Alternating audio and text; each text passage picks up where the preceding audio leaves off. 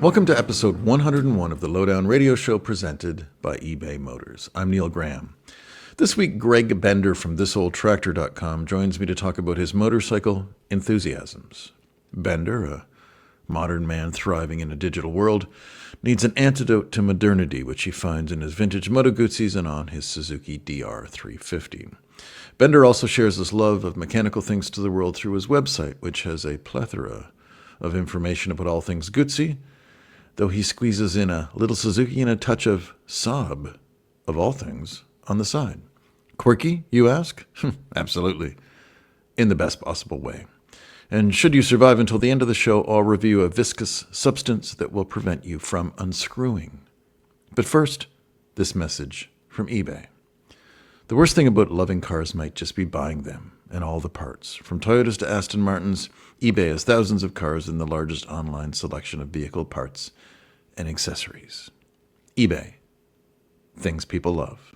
Greg, I've done some research on you, and here are some of the things about you that our listeners rather, should know.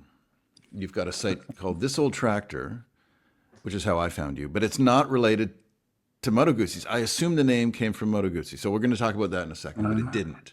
It did not. But no. you have wiring harnesses for Benelli's, Moto Guzzis, and Laverdas, in addition to O-rings for Suzuki DR350s, 650s, and Yamaha XT225s, which in and of itself is an odd catalog.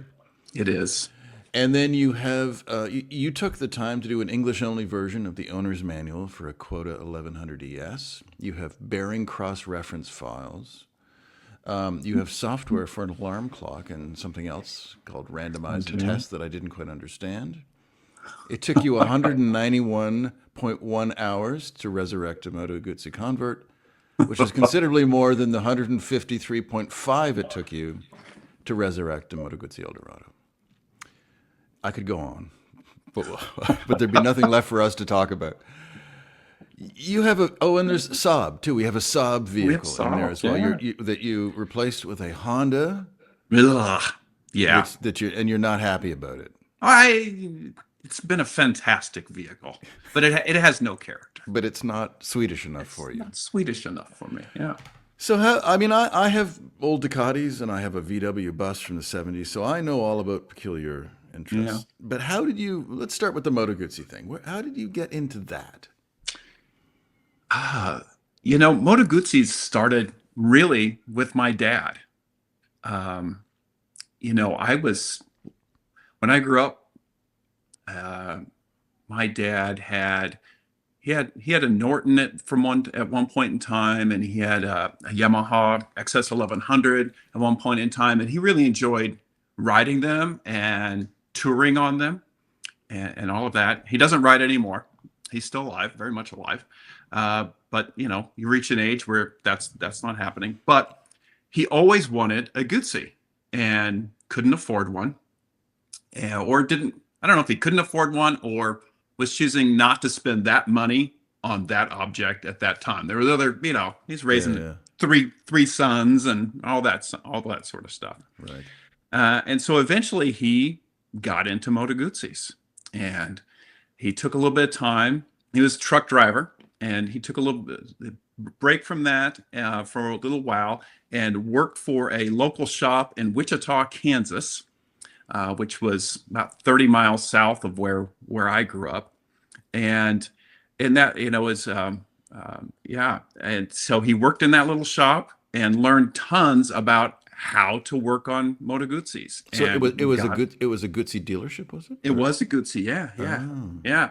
Ron, I think, what did he call it? Ronco Cycles, but it was run by Ron Garcia. Right.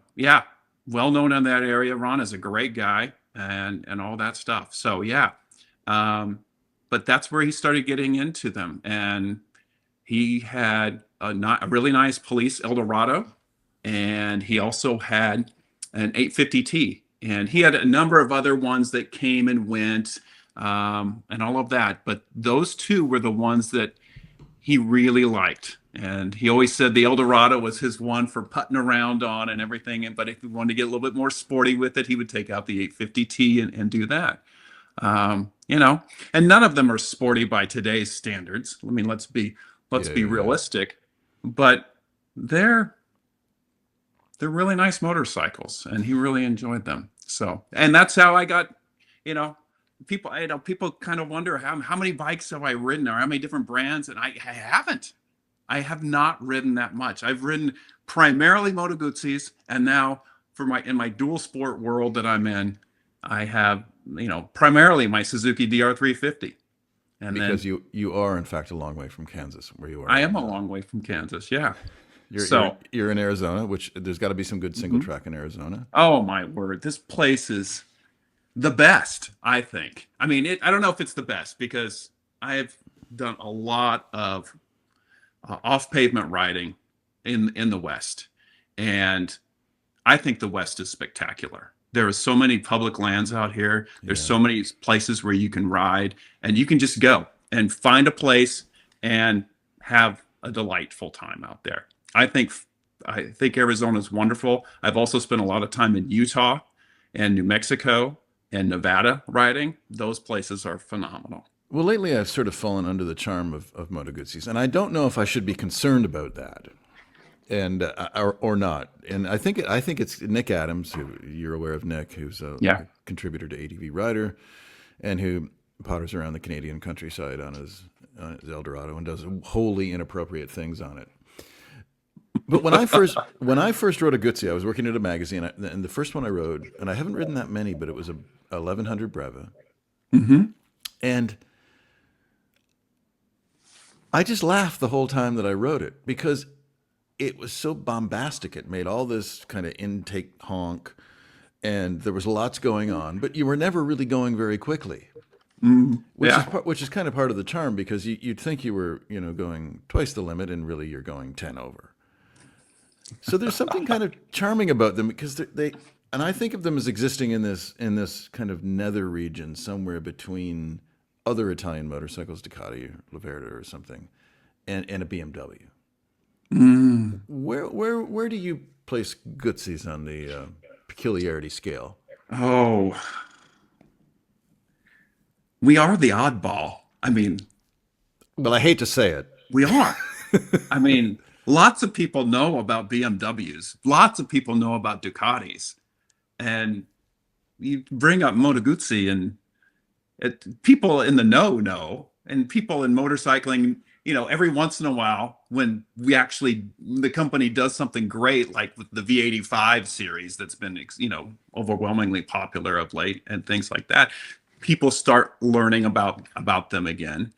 But we are an oddball. I do think that, um, we're certainly not as sporty as the Ducati, right? At least the reputation wise. We definitely have sporting models that Guzzi has produced. Yes. And we're certainly not as, I don't know. I think sometimes BMW has a reputation of being hoity-toity a little bit. Mm. That's for the super wealthy.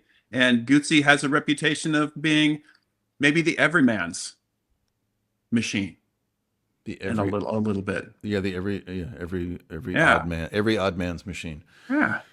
So what is it? Your website is This Old Tractor. Now, Yeah. as I mentioned in my introductory comments, I think the first Guzzi V twin was used in some peculiar tracked, like a two-track single wheel Mm. Italian police vehicle or something like that. Am I getting that quasi There correct? was that, and um, I think that, I mean, there's all kinds of stories, and I'm not going to try and like, oh, this is the way it was, and this is the way, because I wasn't there, right? I don't know exactly. I do. My understanding is that V twin was different than the ones that came later. Um, that it was later But it's a produced. better So, story. It's a better story if we oh, say people it's the kind of same. like that. If we say Yeah, it's the same one. yeah. Now, your website, This Old Tractor. Hmm. I just assumed that was a really clever Yeah. reference to Goodsey's, which are kind of like tractor-like in their simplicity and Yeah. reliability, but it has nothing to do with it at all. It has nothing to do with that at all. And you know I'm what? so disappointed. The Suzuki DR350 crowd, occasionally somebody there will go, "Oh, you must be meaning about, the tractor-like quality of the Suzuki DR350, and that's why you did it." No, it was my youngest brother used to restore antique tractors, and back in 99 maybe, I came up with this name, This Old Tractor. It was a take on This Old House. Grabbed the domain name, Of course, yeah, yeah. tossed all his stuff out there, built the website for him. I was just a little stem off there. It was back in that time. I was thisoldtractor.com/GTBender, and then I just put my stuff out there because I was just doing it for fun. Right. And yeah, so that's where that started. And eventually, my brother found out that there's there's a far less money in antique tractors from a buying and selling perspective than he might wanted there to be, and he got out Right. of that business. And he does steel fabrication in Kansas now. But the website remained, and I just took the whole thing over. Everybody knew me by that time. Or I said, everybody, not everybody, but I was fairly well known, and there we went. So I really have to blame for getting this whole thing started. I had just kind of put some stuff out there on the web, just kind of what I was doing and this and that. And this is when we were living in Minnesota. And a gentleman there by the name of John Ulrich found my site and commented on to me. And that was encouragement enough for me to continue posting information. I mean, John and I are friends to this day. And it was encouragement enough for me to start doing my thing So and trying to help people. all it took was one guy Yeah. to And then say, it's been, I mean, it's a stupid amount of work to put all this together. I mean, I recognize this, but it's been extremely rewarding because I have met people from all over the planet. That part has been phenomenal. right. And people reach out to me, they have questions, I get to help them, and I get a lot of self-satisfaction out of that. And it's certainly not something that that everybody wants to do, but I enjoy it, and people tend to find the site valuable for that, the information that's out there that they when it started, you couldn't find this information anywhere else. When I started putting on the owner's manuals and workshop manuals and spare parts catalogs, and they were paper versions if you could get some, and they were not great quality, and I just started grabbing those things. Now you can find them all over the place, but 26, 27, whenever that started, it wasn't. And so yeah, that's where it began. The Lowdown Show is presented by adbrider.com and supported by ebaymotors.com. Well, I think most of us are really happy that people like you exist. And I went through a similar experience when I bought a VW bus, 1977 VW bus 20 years ago. Didn't know a thing about them. Was surprised even after I bought it that I did buy it. Still have it, still love it. But I found one of those guys like you who did all the updates. And once I realized that he wasn't full of shit and that everything on his site was accurate, I just did everything he did, which saved me thousands and thousands of hours of determining which distributor with which, And so I love the fact that you're there and you are this sort of great source of knowledge.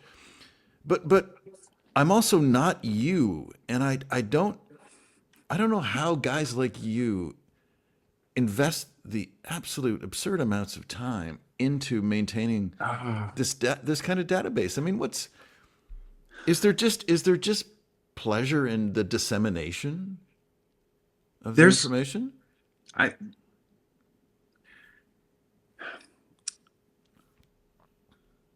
A lot of it, most of it, not all of it, but a significant chunk of it has been because I wanted that information. I wanted that information for me, for the whatever project I was working on or whatever I wanted that information. And once I got it, I wanted to keep it and hold on to it. And so there, and I didn't want to just keep it to myself. I wanted to be able to let anybody have that information. And I just find a lot of joy in sharing that with other people. It's not for me, it doesn't feel like work. I can lose myself in doing this stuff and going, okay, I need to do this and I want to do this. And I mean, I have lots of stuff I'd like to get done and further advancements on the site. But, you did mention it takes an extraordinary amount of time, and it does. Yeah. Right. And I have a family, I have two kids, and, I have a full-time job. This does not, this old tractor website. You're not some nutty retiree I'm not some nutty guy. out No, in Phoenix. Yeah. Yeah. No, yeah. So I just really enjoy that. You can tell by, if you look at the collection of bikes that I have, they're all older. And I like taking stuff that is older, it's worn out, maybe it's been neglected. And then I like making it purposeful and useful and beautiful again. And that part, to me, there's a lot of satisfaction that I get internally from being able to do that, from taking something that had, was set aside and discarded, and then making it something that you can enjoy again to the fullest. And that's a lot of fun for me. And then sharing that experience online. Sometimes I think that I think the pleasure, and I enjoy working on things as well. And to a point, at this, and then some point, you've struggled long enough, you want to throw it out the window. But until you get to that point, yeah, I think so often in our lives, you're a IT guy, I believe, as a profession. Yeah, I do. I've had a million titles over the years, but they've all centered around user experience and making experiences better for people. So that's my background. So it was originally called Human Factors, and now it's usability or user experience or research yes, all of that. So I don't want to put words in your mouth, but I suspect that you sit through a lot of meetings. I do sit through. And I bet there's a lot of those meetings that you get out of those meetings and you think, what did we just talk about? And so actually doing something physical, if you go into your workshop and you take 20 minutes and you clean the rust off a bolt, at least you have something concrete to show for your actions. And I think for me, this is one of the great joys of doing this stuff, is that you disappear, you do something very small, but at least you have something to show for your efforts. Whereas sometimes professionally, you don't get that feedback, do you? Well, yeah, I think that the pleasure I get from my professional work is definitely different, because it's up here the whole time, right? You're thinking and trying to figure stuff out and doing and all that sort of stuff. But it's very different, and it's all everything I'm doing is ones and zeros out there. And I've been in my career long enough to know that whatever I've done in the past, mostly nobody cares about anymore. For my whole career. Right. Well, that's all of us, mostly what I've ultimately. done. It was productive at the time, made money at the time for the company, was valuable at the time, but now that time has passed. And now I'm working on, what I'm doing now is, that's valuable moving forward.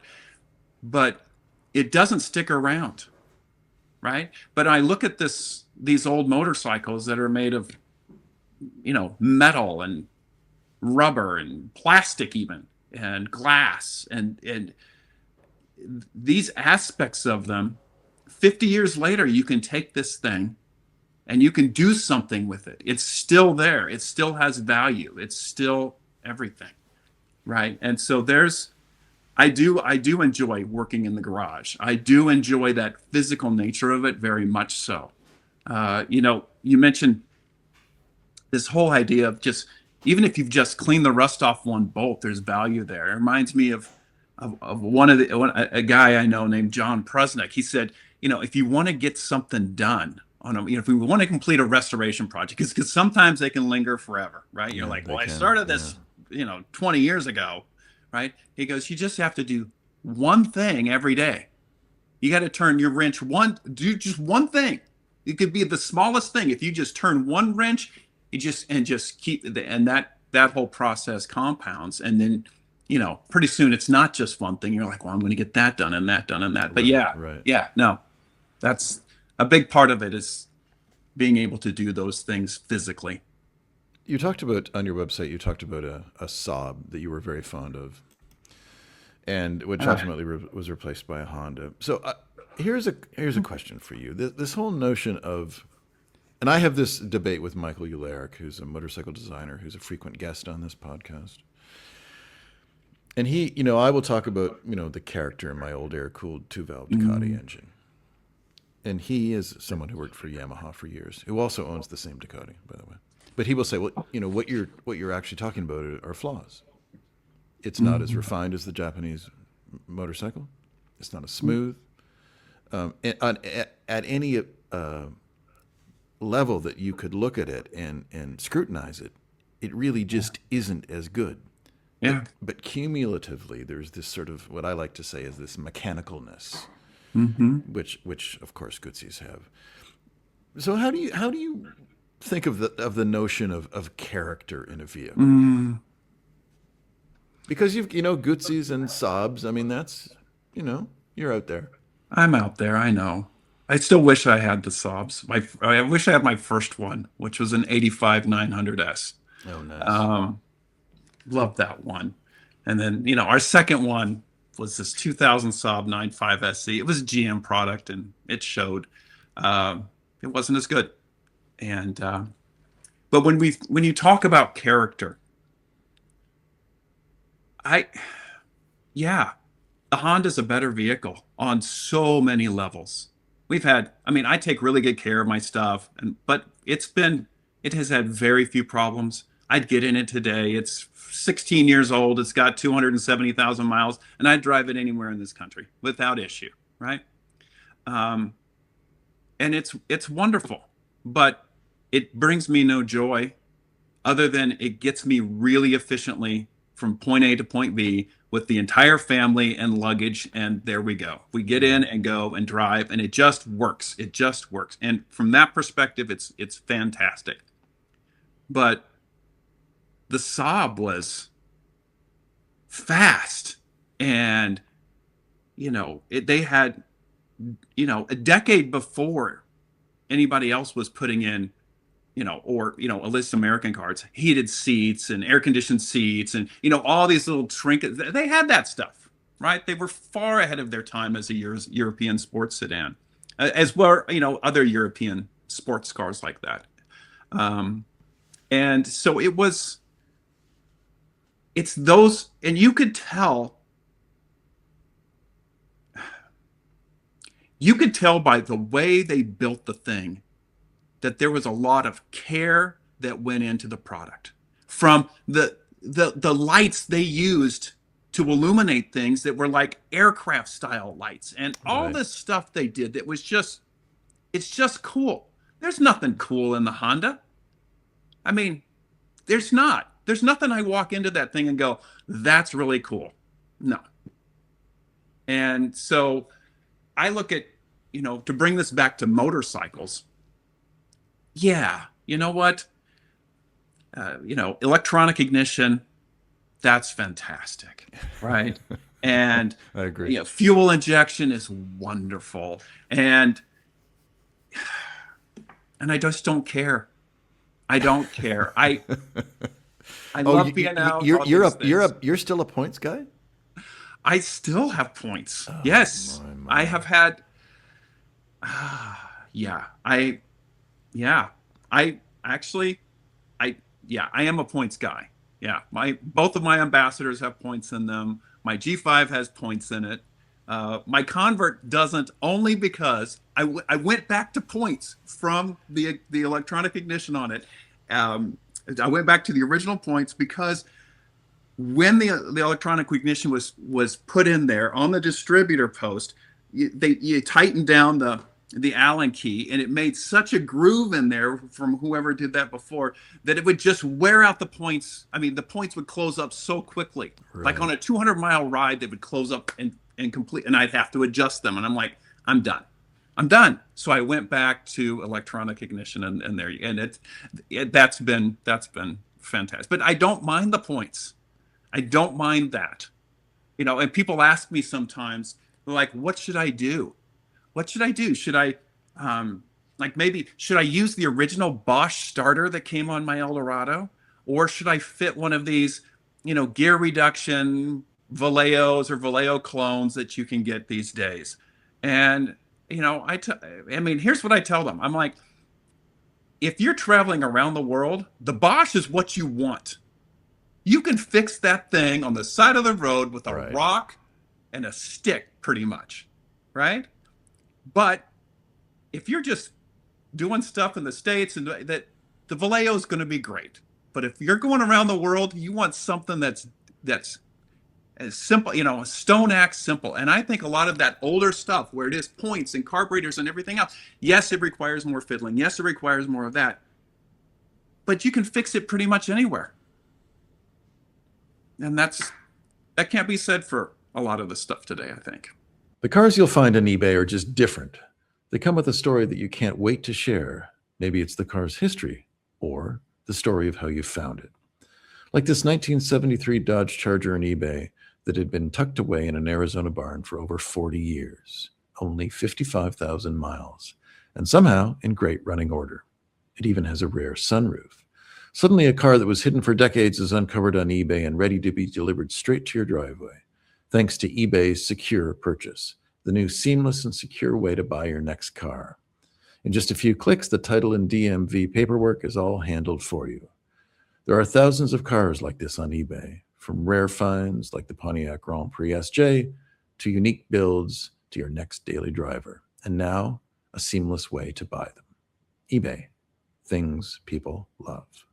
I read a great book years ago, and I think it was called A Short History of Progress. And Ronald Wright is the author. And one of the things that really stuck out to me rather was that he was saying that roughly 1,000 years ago, your ancestors 1,000 years before that would have essentially lived a very similar lifestyle, similar tools. Yep. But of course, since the Industrial Revolution, my life compared to my father's life, he wouldn't recognize. He's long deceased, but he wouldn't recognize much of what I do in a day, including stuff like this. Yeah. And so, one of the things I've thought does progress happen too quickly? Now, you're an interesting guy to ask this question to because you don't live like the Unabomber. You work in technology. I do. You're not afraid of technology. Mm-mm. And yet you are really fond of things that are, 50 years lagging behind old Guzzis and Stone Axe Suzuki DR350. Do you think there's anything to that it's just happening a little too quickly for us to adapt to?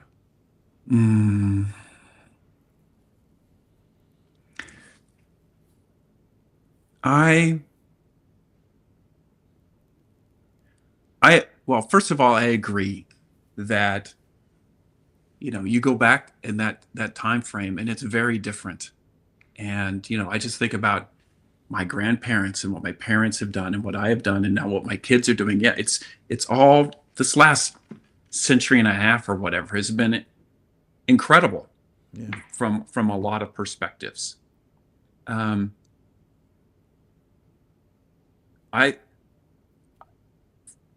Despite the problems we have in the world today,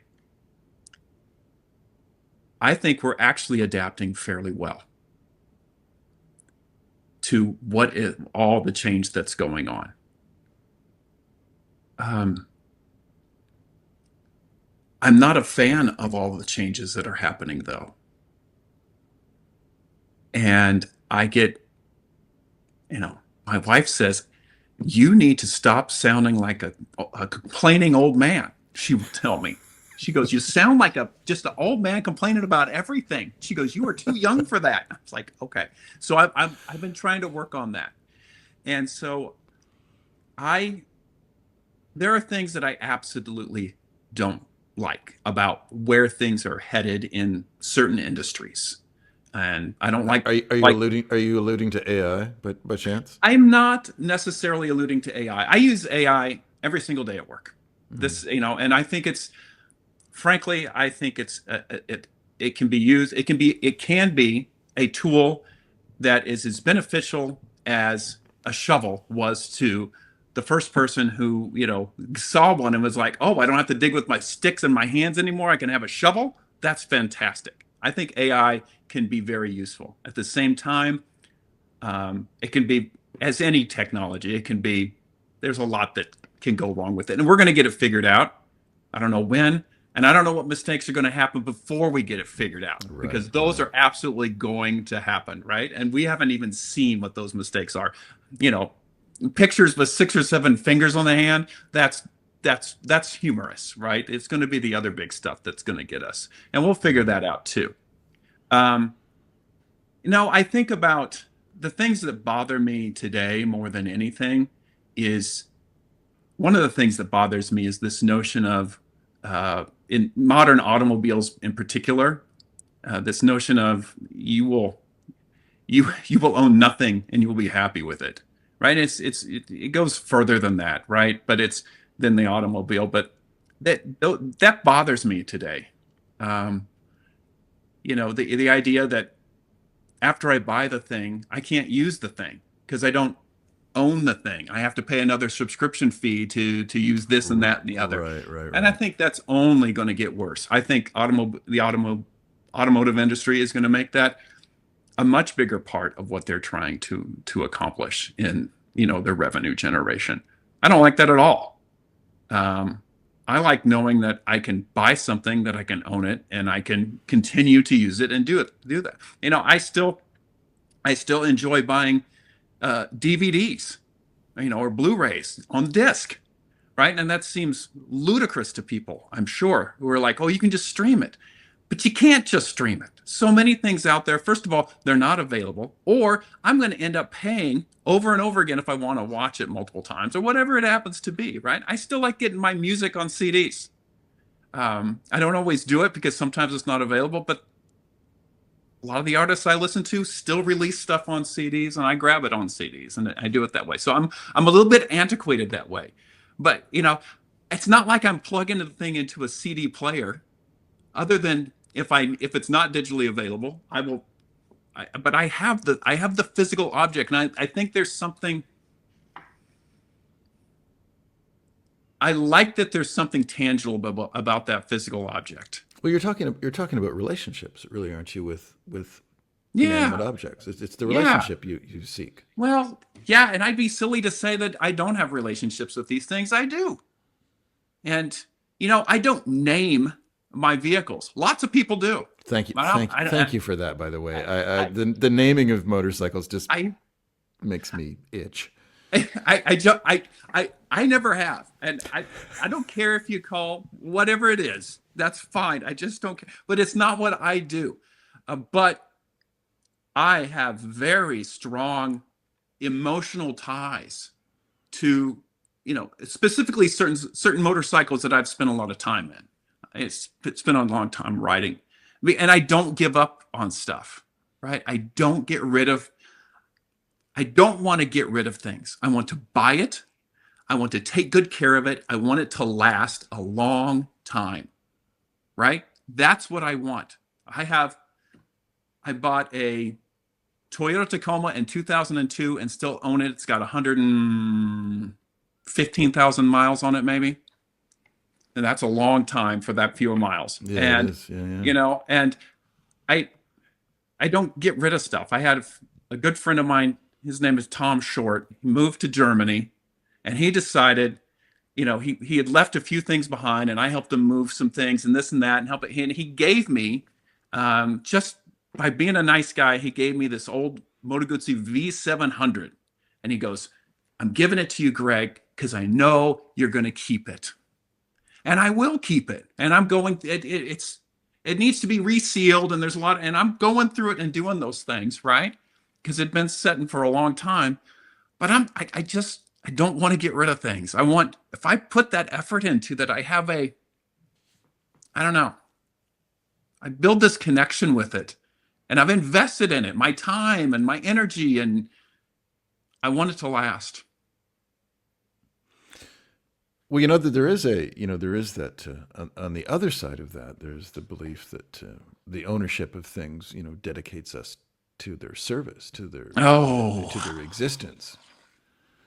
yes. The glasses have come off, and you're scratching your forehead. Oh, So I mean, there is yes, there is kind of a downside because there is.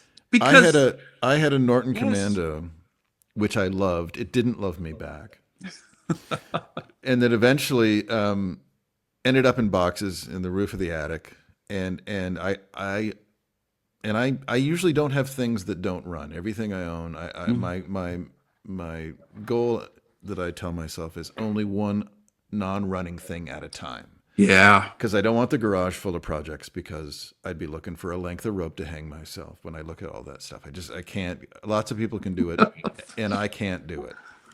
Yeah. And yet I failed at the Norton, and I sold it to a friend of mine 20 years ago, and it remains in boxes, although it's coming slowly, Yeah. slowly.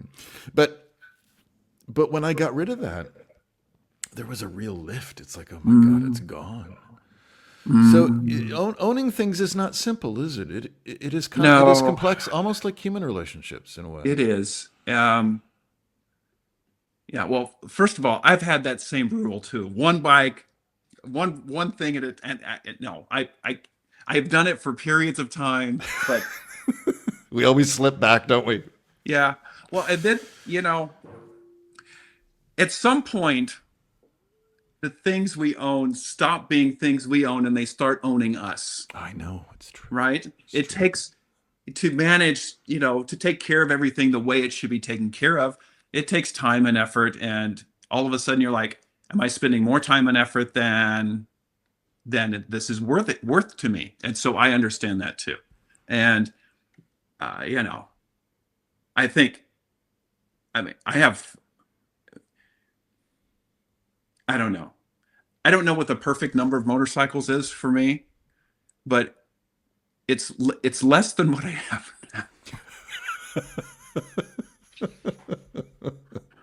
Um, yeah, Yeah, yeah. I can understand. I can understand that. Well, let's do something practical on this Okay. conversation. So let's just say someone, someone like me is interested in a Guzzi because I've been monitoring prices of late, Hmm. and I've seen some functioning Eldorados for $3,200 Hmm. and a quota for $2,800, which was their Hmm. oddball ADV Hmm. I style owned a bike. quota. Yeah, yeah, yeah. Yeah. So if one had a sensible motorcycle, and I always encourage people to buy something unreasonable and get to know it, Mm. and I do think that sometimes if the less money we spend, the more enjoyment we get out of it because if you buy an MV Agusta 750 America for $95,000, that's a big investment if to knock over in the driveway or to. Ugh. But good old Guzzi's are funky and cheap for the most part. Yeah. So, what do you recommend if someone was interested in a Guzzi? Where does one begin? Mm. Well, wow. There were so many similarities in Gucci's, really from the V700 forward until I mean, they got progressively better, and especially with the introduction of the Tanti frame, which came, with the V7 Sport, A50T, and those models. Um, and they did all kinds of variations on those, and more sporting models and more touring models and all of that. And they were really very similar up through probably the mid 90s, I think was a fair place. And then they started transitioning. And then there's a whole bunch of progress that's been made since the year 2000 on things, on stuff. But since you're talking about older stuff, um, I I like the loop frames a lot. The So, V700, the and Ambassador, the Eldorado. Eldorado, right? So this is Yeah. kind of pre, like mid.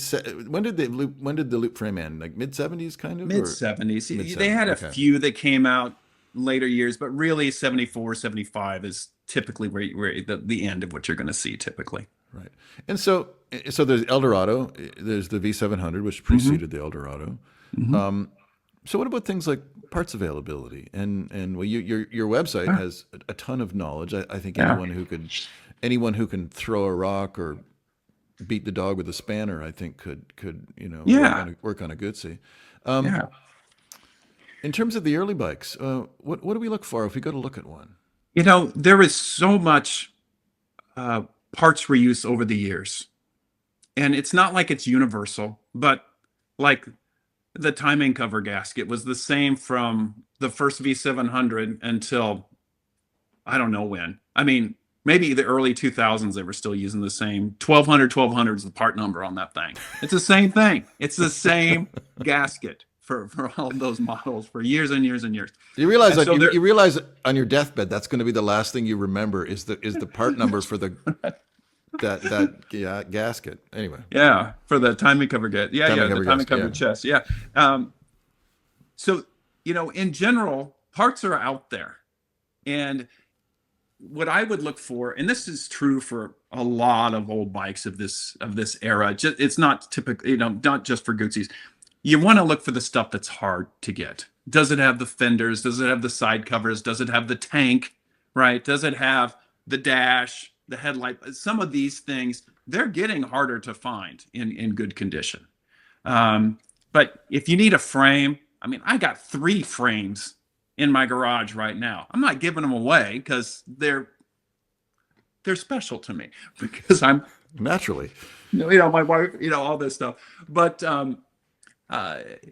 you can get a lot of those things. And then there's parts suppliers, and I'll just mention a couple that are out there. But Moto Guzzi Classics out in California, and Harper's Moto Guzzi in Missouri are a couple ones that have been around. There's other ones in the country too. I don't want to try and single out just those two, but those are the big ones when it comes to used parts or original used parts that you can get.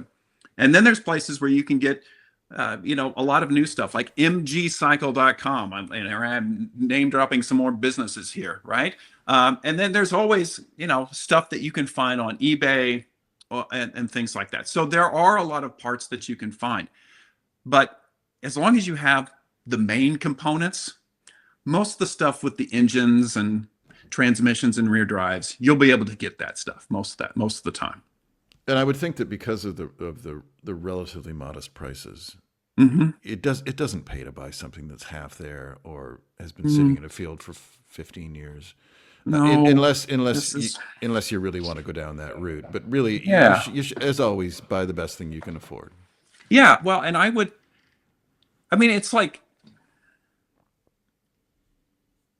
I mean, every bike I've ever restored, I have way more money in than I'm ever going to get out of it.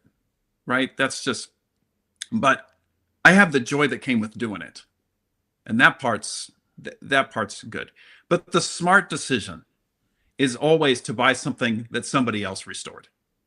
And so if you can find that, and you may think, well, this is $10,000 or $12,000, and I could get this other one over here for $3,000 or $4,000. Well, look at what you're getting, because if you can just hop on and ride and go, and that's what you want, that's what you should go do. Yeah. But to get back to what should you get, if you want, I mean, I have done long touring trips on the loop frames, but if it really is best suited to, I think, long day rides. You can take multi-day trips with it, and I absolutely have, right? But it's more of I am kicked back and I am enjoying the experience and that sort of thing. If you want to have more of a sporting experience, get anything with one of the Tanti frames in it. They handle better. They do. And I enjoy them. And you get the right suspension going on them, and they are an utter delight to ride. And you're just carving up stuff, and it feels wonderful. Now, because we are advrider.com. Yeah. And you are a DR350 guy. Let's talk about your DR350. Where did that come from? I assume that was a bike that you bought to fit a specific need. It was. When we lived in Florida, and this was over 18 years ago at this point, I had the quota. I actually bought that, and I bought it when we lived in Minnesota before Florida, and that worked well for me there. I used it I treated it like a big, comfy dirt bike that I could ride on pavement, right? It's an adventure bike is what it was. And I really enjoyed the quota and took it on long trips and things like that. But once we moved out to Arizona with all of the dirt roads and all of the stuff, and some of that stuff gets really gnarly out here pretty quick I mean, it's not just some sand road out here in places. It can get pretty gnarly. And I realized that this 600 pound adventure bike was not what I wanted to be riding on these. And I'm not saying guys can't do it. I have seen guys do amazing things with big giant, adventure bikes. And so but not us. but not me, not me. Yeah, That's, yeah. not me. And so I decided, well, I want something else. And originally I was thinking about an old Guzzi, because wouldn't that be cool? Because I'm all into Guzzis. And I talked to, I communicate a little bit with Ed Millick, he's in the San Francisco Bay Area now. He's like, don't do that, Greg. You're insane. He goes, get something else. And he actually recommended a 2-stroke. He goes, those things rule, man. Get a 2-stroke. But I went with the DR350 because it was very simple and very really has great reputation. Still has a great reputation, I think. And I've owned 3 of them over the years. Only have one right now. I have ridden that thing all over the United States. I've done, multi-day trips. I've ridden from Mexico to Canada along the Continental Divide. I spent a couple weeks down in Mexico, just all over on as many dirt roads I can with a bunch of friends. The thing has been fantastic, and it's got its shortcomings, and there's some things that have failed on me over the years and things like that. And it's not a perfect motorcycle, but I have made it so that it works for me, and I'm going to keep riding the thing. So it's just too much fun, and yeah. So what are the? I mean, fairly briefly, what are the mods that you've done to it to make it your own? Okay, I'm 6 feet 2 inches tall, so I'm not the tallest guy you ever met, but I'm also not short. And there are places and times when it's valuable to be able to stand up when you're riding. And on most dirt bikes or dual sports, when you get them, if I stand up, I'm leaned way over, and it gets very uncomfortable for me very quickly. So I have lowered the pegs. I have a taller seat concept seat on it that works really well for me, and and then I have taller handlebars too, so that when I do stand up, right, I do that. That's some of the big things that I have done to it. It's just to make it comfortable for me. Other than that, I make sure the suspension. I've had the suspension reworked. Nothing big and fancy. Just really good. Put some effort into making sure your suspension is good, and just take care of the bike. And that's largely been the extent of my mods on that. Yeah.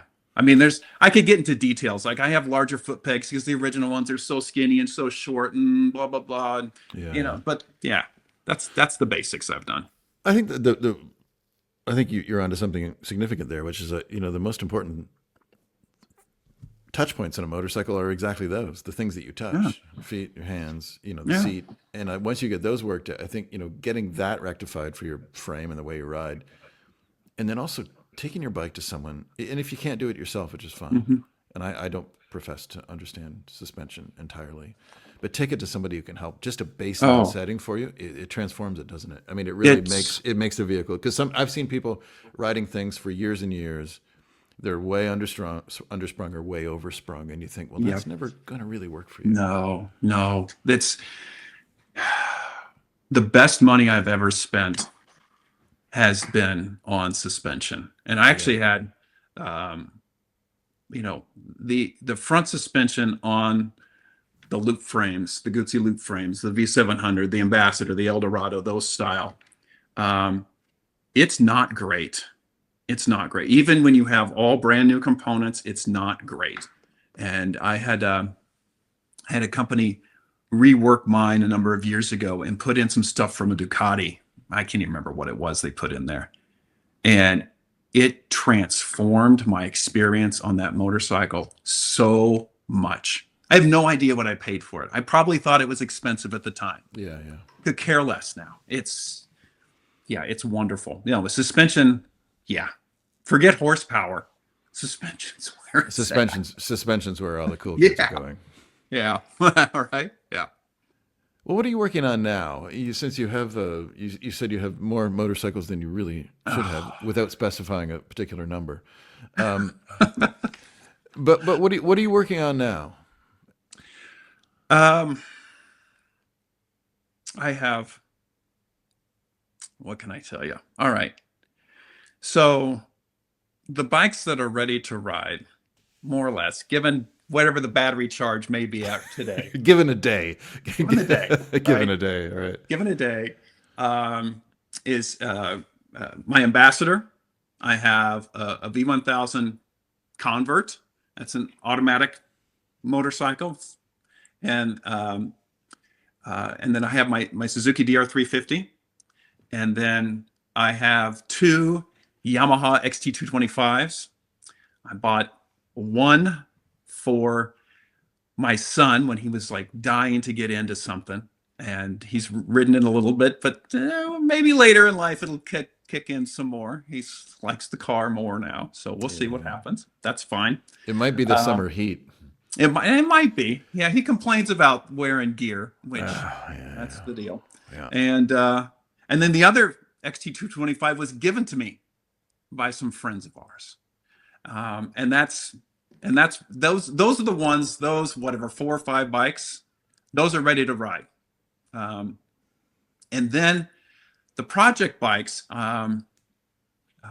one is on like a way back burner. It's a V1000 G5. It's basically the same as the Convert. It's just got a manual transmission.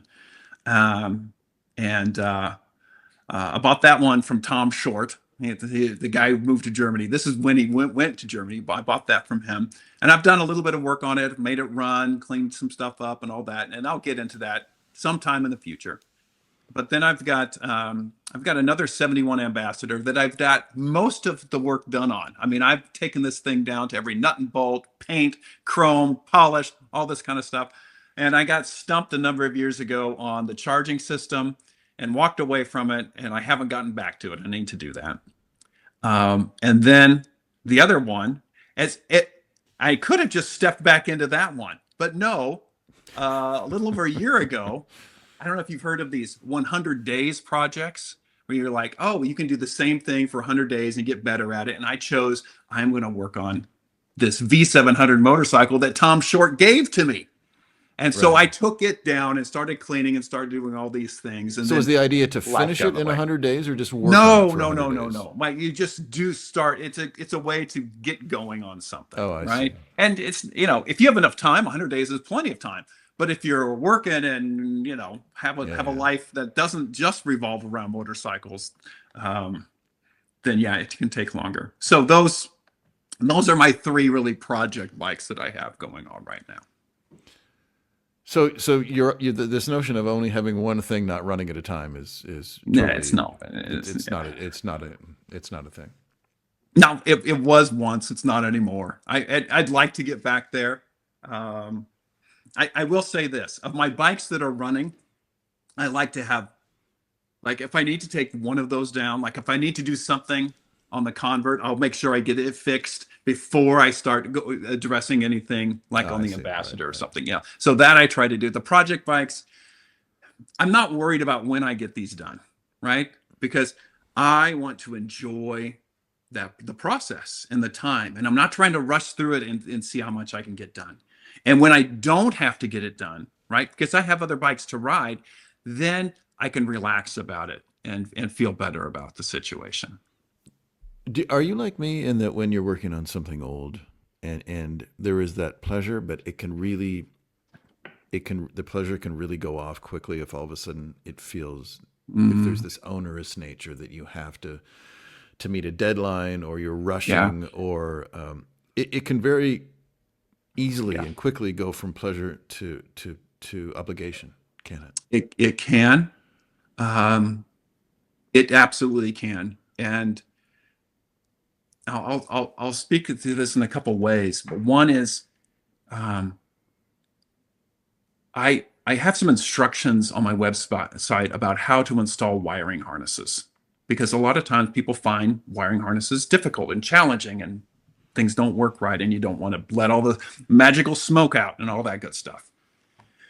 And it all centers around, if you're getting frustrated, walk away, come back another day. Because one thing I've learned is that very little good comes from when I get so frustrated about something that all of a sudden I am trying to force my way through something. Yeah. I've gotten much better at this over the years. And one of the reasons I'm much better at it, I'd like to think it's all, well, you're becoming a better person, Greg. That would be wonderful, right? But one we of know the that's reasons- not true. And no, that's not true. But it's one of the reasons that's gotten better is because I don't have to have this car or this motorcycle to go to work on the next day. I have another one, right? And that's because I have that, that's wonderful. Like right now, I got two kids that are driving, and we have four cars in addition to the motorcycles too. It's a lot, right? But if I'm working on a car and I'm like, okay, it's time to replace the timing belt, let me do that, right? Great, I will do that. But I don't have to have it done in a day or a weekend or a week. I can start on that project and I can walk away because we have plenty of cars in this house for us, more than enough. Yeah. And that sort of thing, I think that knowledge that I can just walk away is better. That, and I'm trying to impart this kind of patience with my son too, right? Because I don't think my daughter's ever going to get into wrenching on, but my son enjoys doing things. And I want him to see that, take this approach, don't get so frustrated. I know you want it to all be done, easily. I want to just watch a video and then be able to do it. And, videos are extremely helpful, but until you do it, you haven't done it. And That's right. Yeah. It's true. It's true. There's nothing like the hands-on, and I also believe that you can't understand anything truly unless you've done it. There is nothing really replaces the hands-on experience of doing something, which is both a source of infinite pleasure and absolute frustration at times. Yeah. Right. I think I don't know if these are the absolute two words that are used for this sometimes, but there's this whole concept of information, and you may have information. You may get the information from a video or for this or that or whatever it is, from a book. It's information, but until you actually do it, you don't have the knowledge of it. Yes. There may be a better word for that or phrase. I don't know, but I completely agree with you. Yeah, you have to do it, and if you don't do it enough to where you get good at it, I mean, even if you've done something, but been a while, you're gonna have to relearn some of those skills again. I know. It comes more quickly. It comes Right? back more quickly. But Yeah. you do have to. I find that with currently renovating this house and with drywalling and with the touch with mudding is that, I look around and I think, how did I do that? Because that looks really good. Because that was 4 years ago, and now I have to relearn that skill. And when it comes to things mechanical, I remember my father, who was a machinist. Oh, wow. Telling me how to set valves, and he said, "Well, you just want the feeler gauge to drag." And I said, "Well, what do you mean drag?" Yeah. He said, "Well, it's just got to have a little bit of drag." No. I kept saying, "Well, what's drag?" And then, of course, I did it, and I wedged it in there and had to yank it out. And he said, "Well, that's not drag." That's not drag. It's not the drag we want. So just the beautiful process of just and how and I think too, to your point earlier on about the society in which we live and how technical it is, just the idea of the physicality of working with things. And I think one of the things that fascinates me about internal combustion engines are it's so simple in theory. I mean, you can draw. I remember explaining to my 12-year-old daughter how an internal combustion engine worked, and she got the gist of it. But then the minutia of how it works in practice is so infinitely complex. Yeah. I was reading a thing this morning, and I don't follow Formula One racing particularly closely, but the Aston Martin Formula One team has admitted they're only going to be able to do half this in this upcoming race this weekend, I believe, because of vibration. The Honda engine vibrates so much, the drivers can't hold on. Wow. Now, and this is a Honda power plant. Wow. You would think. You would think. After all this time. But they can still confound, even with all this knowledge. Especially when you're pushing it to those kind of limits where it's like everything's got to be perfect. And if it's not, and even if it is, it's still introducing new variables that you don't know about. So, yeah.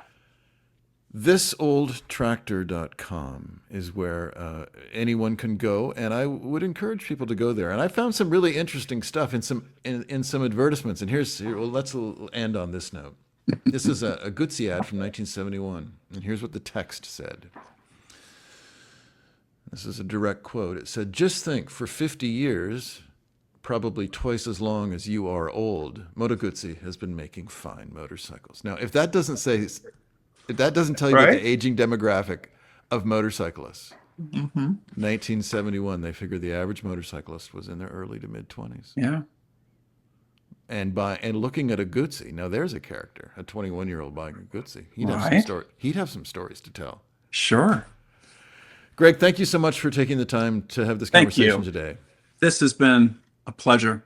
Happy to do this. A real pleasure. And thisoldtractor.com. And even if you're not a Guzzi person, even if you're not a Saab person, there's some really interesting stuff there. And check out the O-rings. Don't leave before you check out the O-rings. Take care, Greg. All right. Bye-bye. This message comes from eBay. The worst part about loving cars might just be buying them and all the parts.